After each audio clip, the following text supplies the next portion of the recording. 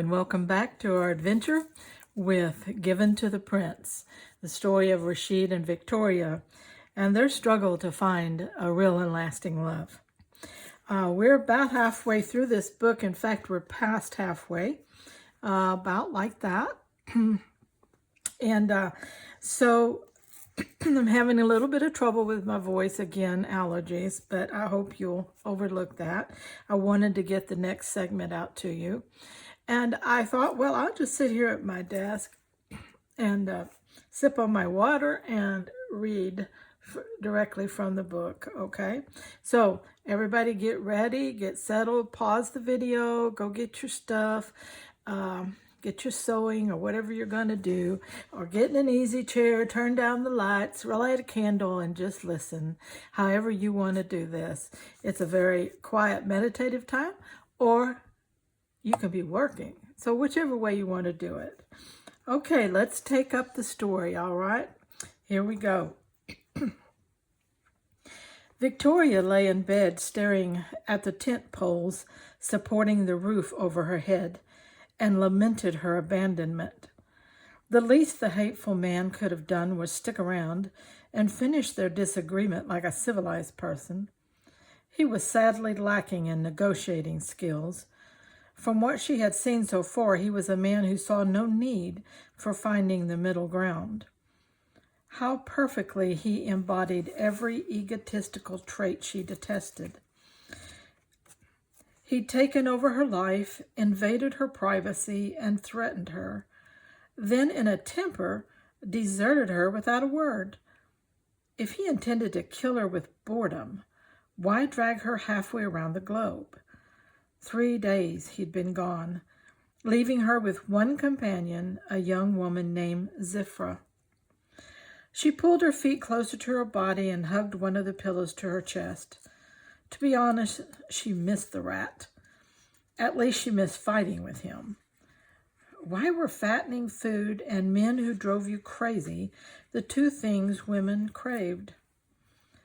The second addiction made her squirm. Rashid was fast becoming an infuriating obsession. He commanded her attention with a look, revealed her weaknesses with a touch. He could draw her to the edge of control, suspend her there, then in a heartbeat push her over the precipice. Even her shadowy places weren't safe from him. Dare she allow him to make her darkness shine? Disconcerted by the direction of her thoughts, she channeled them in a different direction.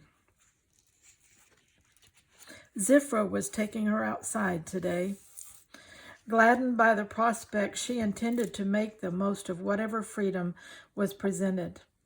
A little adventurous investigation of her surroundings would get her mind refocused. As for Rashid, who needed him? He could bleach his bones in the sun. Slipping out of bed, she dressed in the skirt and blouse provided for her use. Ecru cotton fabric brushed against her ankles as she tucked a peasant-style blouse of the same material into the skirt's waistband and snugly cinched both to her body with a drawstring tie. The breeze filtering in between the edge of the tent cloth and the ground ruffled her hem. Inside the tent, the temperature stayed surprisingly moderate, the extreme desert heat only really becoming bothersome in the late afternoon. At night, when the air cooled to around 70 degrees, she actually welcomed the bed coverings. Since his lordship had not thought it necessary to give her a hint of his plans, she would make some of her own. Plan 1. Get out of the sleeping area. Plan 2. Explore the rest of her desert accommodation. Plan 3. Zifra rushed through the door, bowed quickly, and launched into excited chatter. The only word Victoria understood was Rashid's name. The girl exaggerated it with great embellishment. Apparently, the teenager nurtured a crush on his almightiness. On the girl's arm lay a white robe and head covering, which Victoria recognized immediately. She put them on without complaint and tried to arrange the head covering. After 2 attempts, Zifra finished the task. Soon they were in the middle of a sun-drenched desert. It seemed ludicrous to add additional layers of clothing. On the other hand, these people had been doing so forever and seemed to thrive. The old adage, when in Rome, took on new meaning. Victoria followed Zifra through the cloth-covered entryway and entered a much larger section of the tent. She knew her eyes must resemble saucers as she stared at her surroundings with astonishment. Her desert prison would be perfect for the cover of fantasy hideaways. 4 oversized ottomans covered in tightly woven cranberry fabric filled one corner, making a cozy conversation area.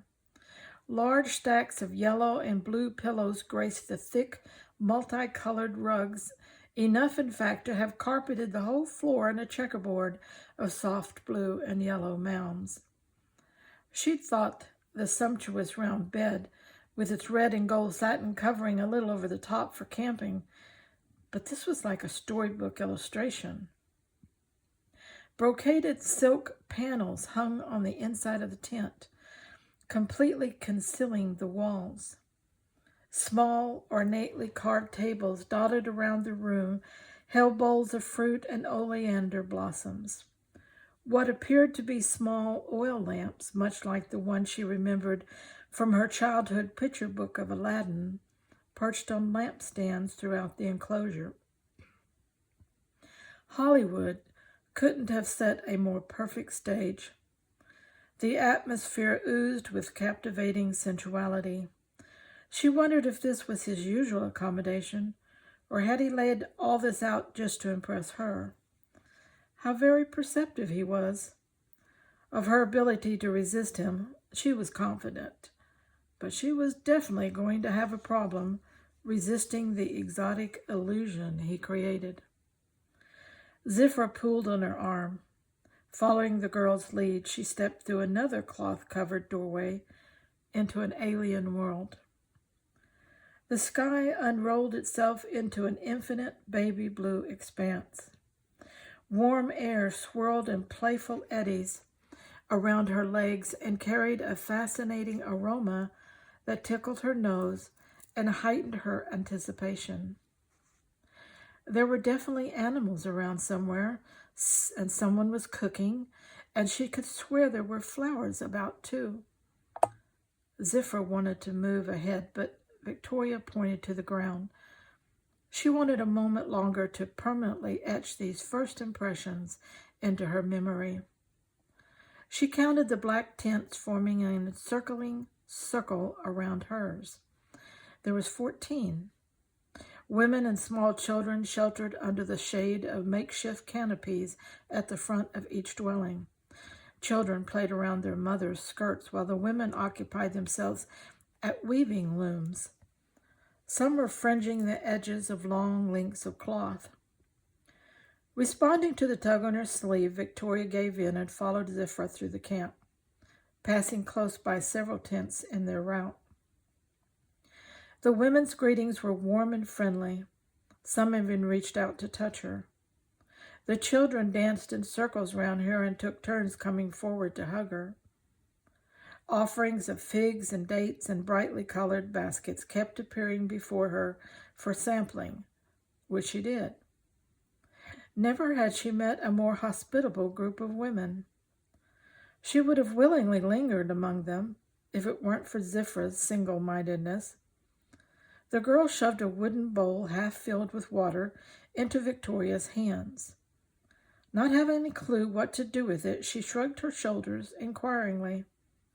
Zifra ignored her gesture and motioned more emphatically for Victoria to follow. The other women giggled and waved companionably as she walked away. Intrigued, Victoria decided to play along until she could discern the meaning behind Zifra's obscure mission. They made their way through the tents to the camp's outside perimeter. There, they were joined by a larger group of women, about 30 or 40 in all. The excited women each carried their own bowl of water and talked animatedly amongst themselves. Contagious enthusiasm sent ripples of anticipation along Victoria's spine. Was this some kind of female ritual? She brushed the beads of perspiration from her nose and hoped it included an anointing with water. She could use the cooling down. 10 minutes later, after standing exposed to the full impact of the sun's rays, Victoria thought she might be the one whose bones bleached. Several short gusts of wind stirred up the sand and left her throat parched and her lips burning. Still holding the bowl, she looked longingly at its contents. Well, why not put the water to good use? She lifted the bowl toward her mouth. Zifra quickly pushed it away, sloshing a little over the side onto Victoria's fingers. By her frown, Victoria knew she'd transgressed some rule. She looked at the beads of water clinging to her fingers and suppressed the urge to lick them. Why was she complaining? She'd wanted an adventure. This would teach her to be more specific when formulating her wants. Next time she'd consider an Alaskan cruise or base camp on Mount Everest. How long was she expected to stand baking in the sun? She could try and ask. Excuse me. But the excitement of the other women made her hesitant to dampen their zeal. They were obviously having a great time doing, well, whatever it was they were doing. Multiple gunshots splintered the air. Victoria jerked and clutched the bowl tightly to her chest. The women turned in unison toward the sound. Mounted riders in black robes topped a nearby dune and galloped headlong toward where she and the women stood. Brandishing rifles over their heads, they fired them into the air as they charged. She was going to die on her first adventure. She turned to run. Zifra blocked her retreat and pointed to the ground. The renegades, enveloped in a cloud of dust and sand, bore down on her as threateningly as a desert storm. She managed to take 2 steps backwards. This time, Zifra latched onto her arm and again pointed sharply toward the ground. Hoping for another option, Victoria looked toward the other women. What she saw was not panic, but expectancy. Not a believer in miracles herself, she squeezed her eyes closed. The vibration of galloping horses caused the ground to tremble under her feet. She couldn't just stand there hoping that what she refused to see wouldn't harm her. Opening her eyes to small slits, she prepared for the worst. The demented riders came to a flourishing halt a few yards in front of her and began to dismount. By the look of them, they must have been in some kind of fight. 2 needed help to dismount. Bloodstains streaked the robes of several more. Despite their wounds, there was a jubilant camaraderie amongst them. Evidently, they were happy with the outcome of their unknown exploit. In her opinion, covered in sand and sweat, they were a sorry-looking bunch of winners. They didn't smell very good either. Zifra placed her hand in the middle of Victoria's back and gave her a small push forward. Victoria shook her head in vigorous denial. Whatever came next, she didn't want any part of it. Seeing her reluctance to move, Zifra indicated she should observe the other women. They each carried a bowl of water to one of the dismounted riders. When approaching the riders, the women assumed a kneeling position and held the water bowl over their lowered head. The men took the water, drank its contents, and returned the bowl to the women at their feet. In no other way did they acknowledge the offering, the ungrateful jerks. Rashid stood next to a large, muscular horse. Both looked dangerously dark and menacing. Unlike the other men who were cloaked in white robes, his robe was white. It lent him the air of an avenging angel. He didn't look up from his task, but continued to coil a long black whip, which he attached to the horse's saddle. She didn't even want to think about what he did with such a weapon. The menacing-looking horse at his side began to paw the ground and then reared up on its hind legs. Rashid stepped forward and picked up the stallion's dangling lead. With long, slow strokes, he calmed and controlled the animal. The raw, primitive power they both exuded gave her the jitters. Without warning, he turned and captured her gaze, his eyes predatory and unyielding. 3 days' growth of beard made him appear wild and undomesticated. The untamed twist to his lips hinted at emotions he had not yet revealed to her.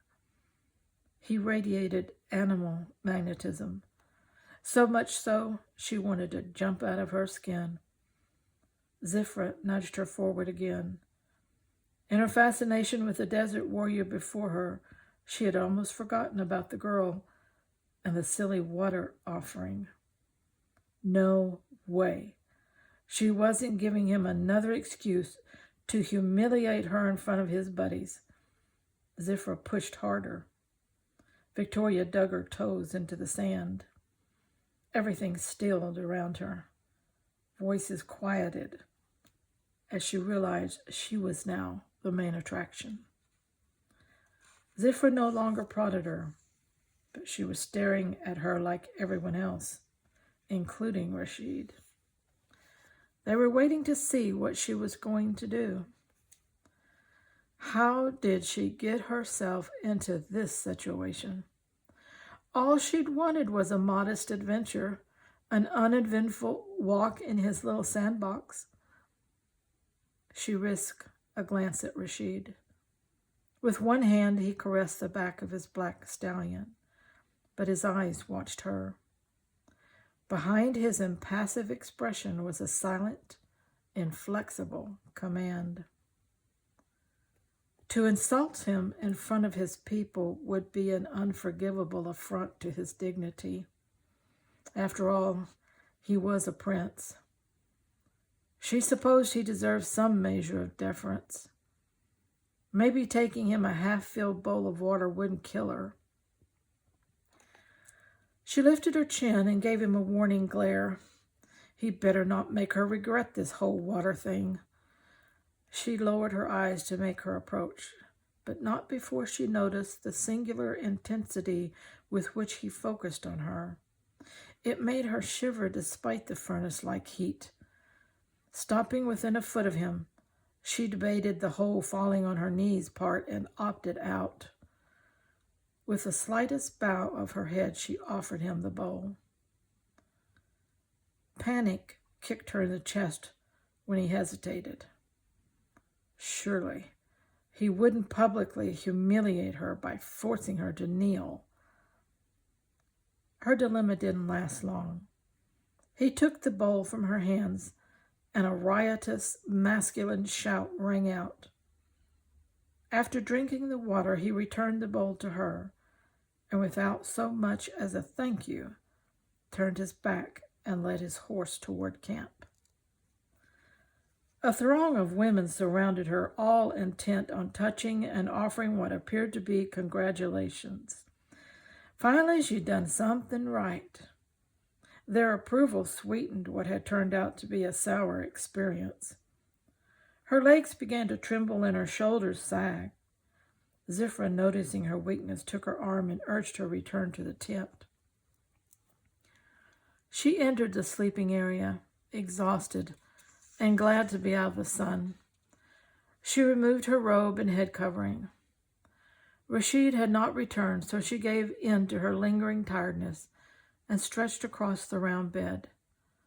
She'd become enamored of its vast roominess and was determined to acquire one of her own upon returning home.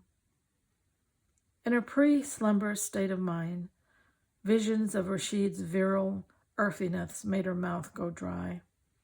She'd glimpsed a side of him which bothered her even more than the arrogant prince. The man who'd stepped under the hooves of his stallion would never yield to her resistance, never back away, never be denied what was his. Maybe she was wrong. Besides, he had left her alone the minute he had reached this place. Not what she'd expected from a man frantically bent on consummating his marriage. Where was he now? Probably out communing with his men or his horse. She curled her nose in a small sneer and whispered, "Birds of a feather." A rustling from the bathing area told her otherwise. When he stepped through the opening into the bedroom, her heart stopped. Her breathing stopped. For all she knew, the whole universe stopped. Black cotton pants hung low on his hips. The drawstring meant to tighten the waist remained untied. A large taupe-colored towel draped around his neck like the arms of a flirtatious lover. The corded muscles of his chest and arms, still moist from his bath, glistened like those of a bronze statue. Her skin tingled as if caressed, and the blood racing through her veins bubbled like champagne. She forced her eyes away from his brawny perfection and stared at the lacings tied to the tent poles. How was she going to fight something for which she had designed no weapons? Emotionally, she was a wreck. Physically, even if she did fight, what would her puny efforts gain her? Whatever this man wanted, he possessed the power to take. "Victoria?" When she turned her head, his eyes questioned her. "Are you well? Does your head ache?" Wow. Did he just hand her a reprieve? She could use the old headache cliche. Did she want to? "No, I'm fine." Satisfied, he sat on the stool beside the bed and began the task of toweling his hair dry. Droplets of water escaped to sizzle on her heated skin. Tiredness creased the corners of his eyes, and a nasty scratch streaked across his right shoulder. "You have a cut on your shoulder." "Yes." What happened to you?" "Just the settlement of an old issue." Victoria hated violence. The thought of him subjecting himself to injury or worse sent an uninvited and unwanted streak of fear right through her. The emotional burden made her angry. What kind of world have you brought me to, where men act like savages? Life for these people is very basic, Victoria. In time, you will know them better and understand. But hush now, Victoria. I am unharmed, and you are safe. He moved to sit on the edge of the bed and tossed the towel to the floor. In a heartbeat, he had stretched out just inches from her. Lying on his back with one arm across his eyes, he didn't move. She stared at a perfectly toned male body. The toasty, sun-kissed color of his skin made her want to touch. Uncomfortable with her fascination, she scooted toward the edge of the bed. "Do not move away, Victoria." But I'll just give you more space. Come here." I don't think." His arm snaked around her waist and pulled her back across the bed.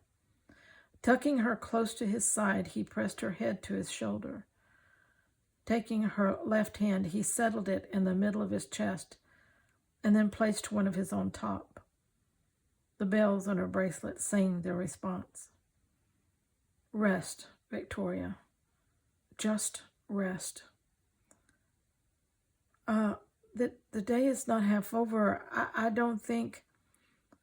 I pushed my men all night to get back to you. You will not deny me this. This Is what? She asked, not sure she wanted the answer. If you don't hush and let me get some sleep, I will be forced to find another method to quiet your mouth. She zipped her mouth shut. In less than 3 minutes, he slept. The rhythmic beating of his heart under her hand exposed her to an intimacy so profound, she wanted to weep. Could he really have pressed his body to exhaustion just to sleep in her arms? Moisture dampened her lashes. Fearing a flash flood of emotion, she tried to put a few inches between them. His arm tightened like a vice, holding her in place. Even in sleep, he bent her to his will. For some reason, she didn't seem to mind. She let the rise and fall of his chest rock her to sleep. Half awake, Victoria burrowed her face into her soft, warm pillow. The fuzzy pillowcase tickled, and like a baby, she eased the itching by rubbing her nose across its surface. Her pillow shook. Muddled awareness altered her reality. She lifted her head to check its stability. Rashid lay on his back. Quiet laughter shook his body. You are not at all a relaxing bed partner, Victoria. You travel while you sleep. Did you know this? It would seem my shoulder was too hard. You much prefer my stomach as your pillow. She jolted her knees. True to his word, she had been rubbing her face across the flat muscles of his abdomen. The black hair circling his navel and marking a path to the waistband of his pants was, no doubt, the guilty culprit which tickled her nose. If only the earth would open up and swallow her, she would be eternally grateful. She turned without looking at him and fell face first on her pillow. She would never be able to look him in the eye again. Embarrassed beyond bearing, she resisted the gentle pressure of his hands to turn her. No, just let me die. Then you would take the enchantment from my life. Come, Victoria, look at me. She knew he would not relent, so she flipped her back and glared at him. This is entirely your fault. Why aren't you ashamed? Why am I the only one who is mortified? Because you are innocent and unaccustomed to a man in your bed. In this there is no shame. I will teach you to enjoy this new intimacy. You are my wife. My body is for your pleasure, as yours is for mine. You have a right to enjoy every inch of what belongs to you alone. Victoria's mouth hung open. Her eyes watered with the pure sexual implication of his words. If he thought he was helping her, he had another thing coming. What makes you think I'm innocent? And while we're on this subject, does your complete acceptance of this awful situation mean you are accustomed to having your bed full of women? Your anger will not push me away, Victoria. And the answer is because of your eyes. What about my eyes? You have virgin eyes, untutored and unknowing. Do you think a man cannot see this when he looks deeply into his woman's eyes? A virgin fears the unknown depth of her passion. She fears the man whose touch makes her burn. You, my wife, fear the inevitable. Nothing in this situation is inevitable. Victoria rolled her eyes. Rashid slid his fingers about her ankle. She shuddered and stiffened. Keeping her eyes locked to his, he talked to her in a soothing tone, telling her how utterly beautiful and desirable she was, all the while moving his hand upward to her knee. When you look into my eyes as you are doing now, you see the fire the touch of you ignites. Moving his hand to just above her knee, he brushed aside the hem of her skirt and drew circular patterns with his thumb. You sense the strength of my hand on your soft body, and you know I will not be denied. Your fear, your anger, your resistance will all be for nothing. You know you will belong to me, body and soul. His hand moved up the outside of her thigh. Her ears rang as the tempo of her heartbeat went ballistic. The fear he spoke of hit like breaking waves, swamping her off balance and into the undercurrents of her own need. Instinctively, she tried to move away from the threat of him. He gripped her thigh and pulled her toward him until his body touched the full length of hers. What you fear the most is your own desire, Victoria. You want me to take you where you have never been. You want my lips, my hands, all of me. You know you will surely die if I do not feel you completely. This is inevitable, your need of me. It is a way of a wife with her husband. Rashid bent his head, held his lips just inches from hers, and waited. What was he waiting for? Her lips quivered with the need to taste him. She wanted his lips on hers in the worst way. The new craving dominated her fear. She lifted her mouth to his. With crushing heat, he gave her what she wanted. Victoria fell into a whirlpool of desire. Circling her arms around his shoulders, she drew him as tightly as her strength would allow, seeking to merge with him, and still the bonding was not enough. She sank under the raging waters of desire. Tears forced their way through her lashes as ecstasy overwhelmed her experience. Her fingertips throbbed from the strength of their grip on his shoulders. When he lightened the pressure of his mouth on hers, she tangled her fingers in his hair, denying him retreat. He was her beacon of light, charting her course through a trackless sea of need. She fought him as he pulled her hands from his hair, and he eased his mouth from hers. His arms banded her body. He rocked her and murmured soft words in his ancient tongue. Stroking the damp hair from her face, he showered her with soothing kisses, the kind she gave Aaron to ease the pain of an injury. He held her so tightly she didn't know where he left off and she began. Slowly, the trembling in her body stopped. Completely and utterly drained, she lay boneless as a rag doll in his arms. Victoria, Victoria. His voice covered her like warm silk. I did not intend to take you so far so fast. You are a woman of deep passion. His body shuddered and his voice dropped to a low, raspy caress. As much as I want you, I will not take you just because I can.